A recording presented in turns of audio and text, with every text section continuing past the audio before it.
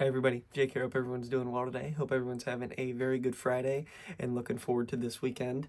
Today I wanted to talk to you guys about the matchup this weekend that the Browns have against the Baltimore Ravens in Baltimore. I have a lot of thoughts on this one. I wanted to go over with you guys today a couple things that the Browns have to do in this matchup to win this one against Baltimore. It's very doable.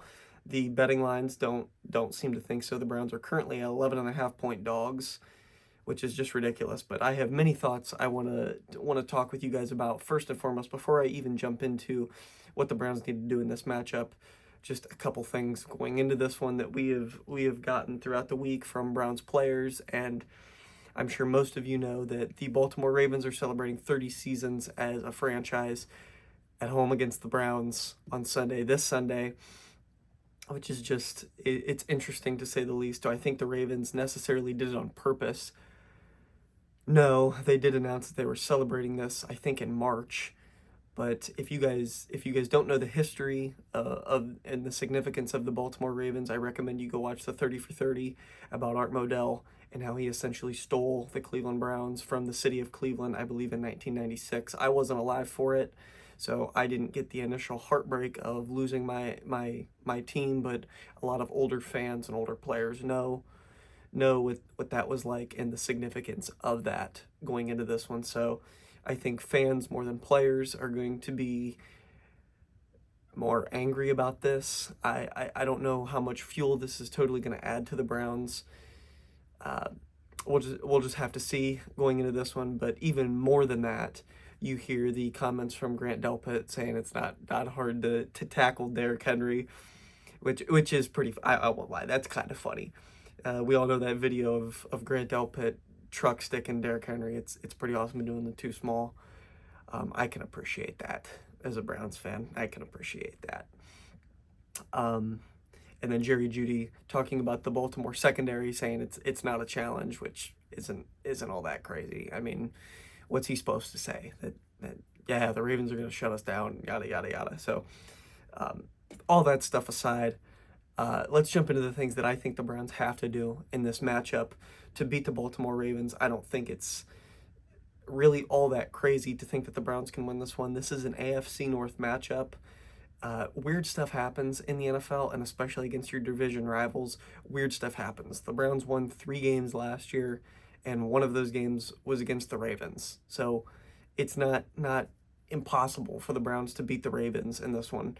Uh, this is also Flacco's probably last game against Baltimore in Bmore, so a lot of juice going into this one. So, uh, what I think the Browns need to do, first and foremost, in this matchup, we saw in the game against Buffalo that Lamar Jackson was able to get out of the pocket and be a playmaker. The first thing that the Browns need to do is limit this rushing attack that Baltimore has.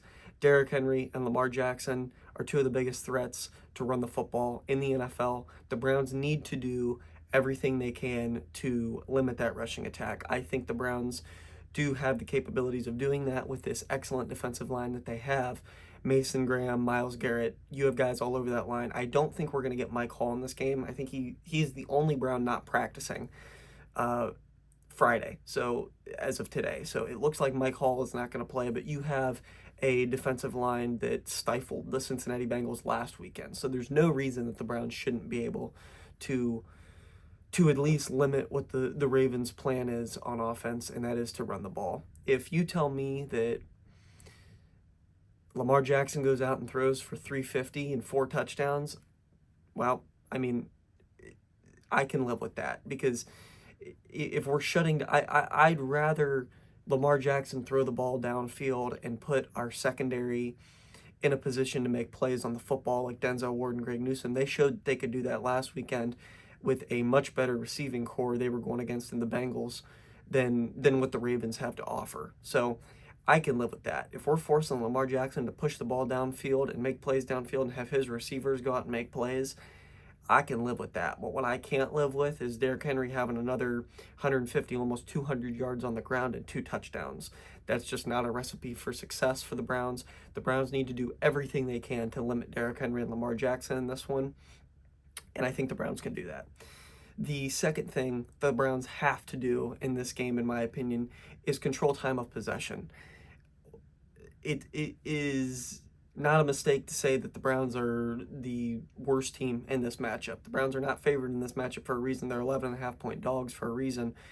What do teams that are not as skilled, not as talented as what do they have to do against the teams that are more talented than them? They have to control time of possession and limit the possessions of the opposing team. If you keep Lamar Jackson can't hurt you if he doesn't have the football. So if the Browns can go control quite a bit of this game, can sustain a run game a lot better than they did last week, that is a recipe for success against this Baltimore team. If the Browns can go control the ball for an extended period and can get this rushing attack going in Dylan Sampson, I don't think they're going to have Quinshon Judkins in this game, but if you can get Dylan Sampson running the ball, he had 2 yards of carry last week. If you can get him up to 3.5, at least 4 yards of carry in this one, I think that it looks a lot different. Your Joe Flacco doesn't have to throw the ball 45 times. You can run the ball with Jerome Ford. You can make plays out of the backfield, and you can limit the Ravens in having the football in this one. So the Browns have to control time of possession in this game. The more clock they soak up, the better, in my opinion. And especially if they can get that run game going, it'll definitely benefit the Browns in this one. So that is the second thing that the Browns, I think, have to do in this matchup. And then the third thing is limit turnovers. I have loved Joe Flacco in Cleveland ever since he got here.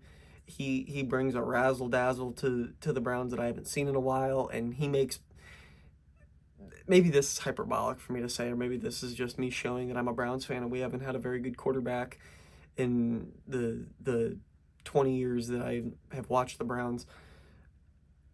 Joe Flacco makes some of the best passes, but he also turns the ball over like crazy. The Browns have to limit turnovers in this one, and that goes back to my point earlier about the Browns controlling time of possession and establishing a run game in this one. Joe Flacco can't turn the ball over if Joe Flacco's not throwing the football right. So if the Browns can get Flacco's passing attempts down from 45 to maybe 30, 35, you're looking better. That also tells me that the Browns are able to run the ball effectively. They have to limit turnovers in this one. Baltimore is just way too good to give them a short field or to turn the ball over or to make mistakes like that. So you can kind of expect the Browns almost to have a turnover with Flacco back there. He's probably going to throw interceptions. That's what he does, but he also throws touchdowns. So I can live with that. I can live and die with Flacco back there. But the Browns need to win the turnover battle, or at least go even in the turnover battle. If you can force a timely turnover from Lamar Jackson, if you can force a fumble or an interception of some sort, however they get the turnover, I don't care. It can be on special teams for all I care. But the Browns need to at least match Baltimore in the turnover differential. We saw that was it played into the Browns losing last week against the Bengals.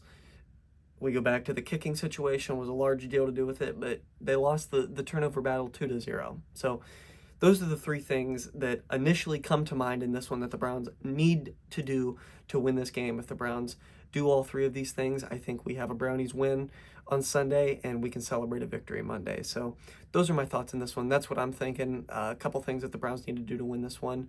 Let me know your guys' thoughts. I'm really looking forward to this weekend. If you guys haven't checked in the description, my X account is in there. So if you want to go ahead and give me a follow on there, I really appreciate it. As always, I appreciate you guys for watching. Go Brownies, baby.